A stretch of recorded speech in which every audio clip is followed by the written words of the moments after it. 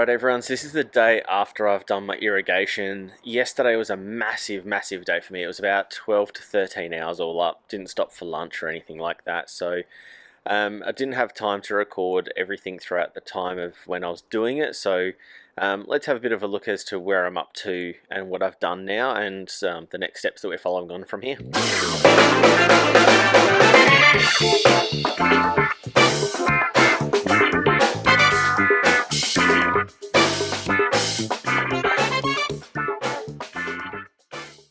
Alright, so this is where the lawn is up to as we speak now. We've got one of the sprinklers here, got another one over there, another one over there. But I'm not going to go through and show you all the sprinklers. I'll just go through roughly what I've done. So I actually ripped up a lot of this lawn here and along the back prior to doing my trenching. Hindsight is wonderful, and now I know I wouldn't have bothered. I would have just trenched and filled it back in with sand. It would have been all fine. So lesson learned, if you're going to do it, don't worry about it, just trench straight down.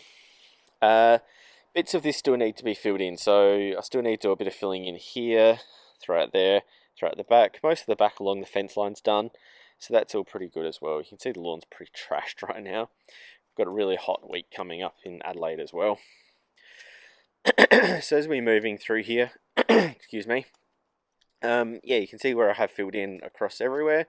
So in total, throughout the whole yard, we have 39 sprinklers that have been installed throughout everywhere. Got some through here. It's pretty messy all up through here. I've got multiple heads spraying in different directions. Little garbage patch of lawn left. And we go through to the back as well. So again, I did the lawn through here. It's not needed. Just trench out straight away. I did find stormwater through here and up a little bit as well, so that was a nice little learning. I probably would have trenched straight through if I had the trencher and had to fix it up, but that was probably about the only positive thing. So all of this all needs to be finished and filled in and tidied up and everything else like that. And if we go out through the front, again, a lot more tidying up's needed throughout here, and all the filling in as well. That also needs to be finished off as well. Fun fact, the trencher threw out that way, so it threw it all onto all of my pebbles here.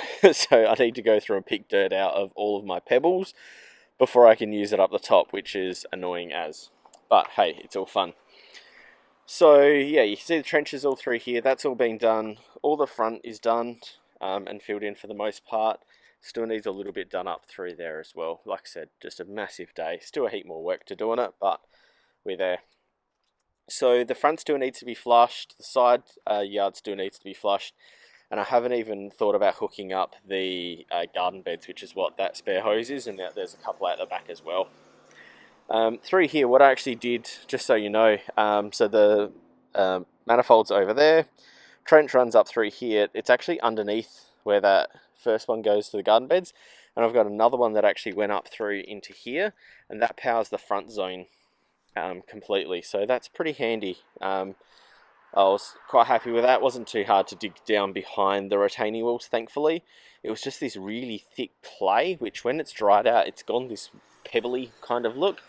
It's really not a nice kind of, yeah, soil. It's just really thick and gross, so we'll try and fix up that as best as we can. So this lawn will be looking like crap for a while once it all grows in. I've got to tidy up, rake everything off, and go from there, but we're getting there. So, alright, back to it, do a few more things, and next update will be once everything's looking a little bit better. Cheers. Okay, so this is the third day after second day after, third day of irrigation, second day after of doing the irrigation. So you can see I've cleaned up a lot through here, and all the lawn's actually been cleaned up. I gave it a quick going over the ego just to get rid of all the junk on top. I still do need to backfill here. So remember, I'm doing this on the side of work. Now it's extremely windy here today, so I'm going to cut in and out the audio. If I need to, I'll overdub it as well. So let's have a quick look and walk around.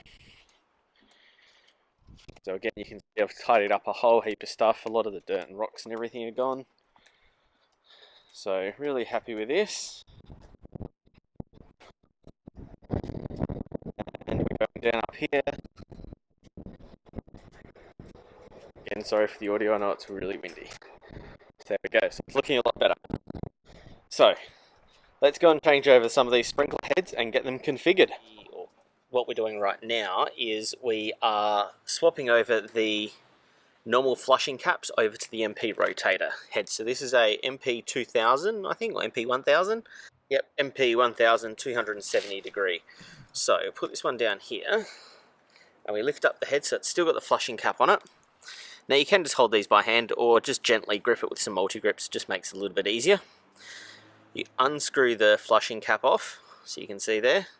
So that's the flushing cap, so when it's just designed to get all the junk out of it, put that to the side, and we simply just screw on our MP rotator. So put it on a little bit hard, then just give it a quick turn without the clips, and you should actually hear it start to click. Yep, and that's it. That's all you need to do to change over the heads from flushing caps to an MP rotator. At the same time, if you've got the other older style sprinklers that just have a normal spray pattern and you want to change over to MP rotators, you can undo the spray head and screw on an MP rotator in the same fashion. So let's go ahead and do the other 38 of these that I've got to do and get it done. Alright, so we've got all of our sprinklers installed, all the heads installed, so what we now need to do is go through and configure all the sprinklers and make sure they're adjusted right. So let's go and have a look at how we do that, and I'll go into it. Now let's go and adjust these sprinklers. So in my hand I have a little orange Hunter MP rotator adjustment tool. And that's what we're going to use to adjust these. I would just like to say firstly, sorry about the quality of the video. Unfortunately, I couldn't avoid not getting water on the lens. So right here, I am moving the sprinkler to the left. So I'm making sure the spray on the left is aligning to the left edge of my lawn. So here you can see it's lined up. And then what I'm doing is I'm getting the orange tool and I'm then turning it counterclockwise to then adjust the right hand side of the spray, so then it's spraying in that 270 degree angle. Now this one was pretty much on par. I think it just needed a slight adjustment, which is what I'm doing here. I'm always turning my sprinklers to the right with the ratcheting, so that way if you turn them to left you risk loosening the spray body, so just a little hint with that one as well. So again, this one's actually looking not too bad as well. So there we have it. The system is pretty much all completed and filled in, which has just been awesome. So let's have a bit of a quick overview just of the back, because that's probably the more complex area. So what we've got here, down here, you can see we've got an MP rotator, well, the whole system's full of MP rotators, but these are actually side strip MP rotators. So if we got really close, you can actually see it's meeting the other MP rotator that side down there, but it's actually spraying out quite a long way down that way. So they're actually designed to spray in a rectangle pattern. So we've got one spraying here and the other spraying across and over to there, which is actually really cool. And you can see this one as well is doing in that back corner, so that's a rectangle. A lot of the other areas throughout the back we've got 90 degrees and 270 degrees, so that's a 90 to 180. And the rest of them are 90 to 180s apart from this one. This is a 270 degree rotator, so the idea with this one is that it can shoot basically 3/4 of a circle, which is exactly what it's doing here. So that's allowing it to shoot backwards to cover that little bit of lawn, as well as all the way around here. So that way we get that nice crisp crossover pattern. So across here we've all got the up to 180 degree rotators, a mix of MP 2000s, which shoot about 5.5 meters across, which is perfect.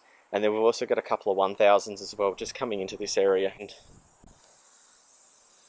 So this is an MP 1000, and we've got another one sitting across the other area. The other area, which is actually really cool, and this is a bit interesting how we've done this, is we've got two MP corners sitting down here, but they're actually spraying in opposing directions, because we've got this one here that's actually spraying over there, and this one here is spraying exactly where I'm standing, which is back into that corner. So it's actually a really good pattern because it's crossing over. It doesn't hit each other too much, as you can see. There's a little bit, but not too much. And that's really handy. And then we've got this corner one, side strip one going in here as well. So there we have it. It's been quite a long few days at my place lately over this week. Finishing off the irrigation, there's been a lot of backfilling happening. I've also put in a lot of the dripper line around our fruit trees as well, just to make sure they can get some automatic watering as well.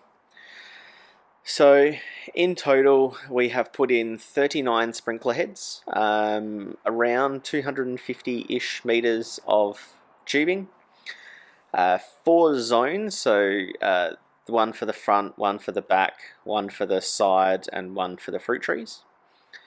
It's all running off of a Hunter node. All the spray bodies we used are all Hunter Pro sprays, and all of the heads that we used are all MP rotators as well, which are made by Hunter. So that leads me on to my next point. I'd just like to say a massive thank you to Nelson Irrigation Australia, who are the Hunter distributors for Australia, as well as McLaren Vale Irrigation. Now, we did have to pay for this setup, however, we were looked after with pricing because of those companies as well. So we really appreciate the support you guys have thrown towards us on this project. It has been a big project, a long time in the making for me to actually get it into doing it and actually finding the time and the effort to do it. There's been many sore bones and blisters and those kinds of things. I do have office hands. I'm not not on the tools for a job, that's for sure. But thoroughly enjoyed getting into this and getting it all done. So at the moment the lawn is looking rather crappy. It's all cut up, it's got a lot of extra dirt bits and pieces sitting on it. We had a lot of rocks thrown up from underneath and building debris. So I've tried to pick up a lot of the big stuff as much as I can since we've basically finished backfilling. And I'll probably still be doing that over a little while. I don't imagine the lawn will be looking any good probably in the next few weeks, maybe even a couple of months. Soon we'll be going into autumn and then winter, which my lawn actually still grows a fair bit during winter. I don't know what's with it, but it certainly does. It actually probably looks its best during some of the winter months. So gotta love Kaiku for that.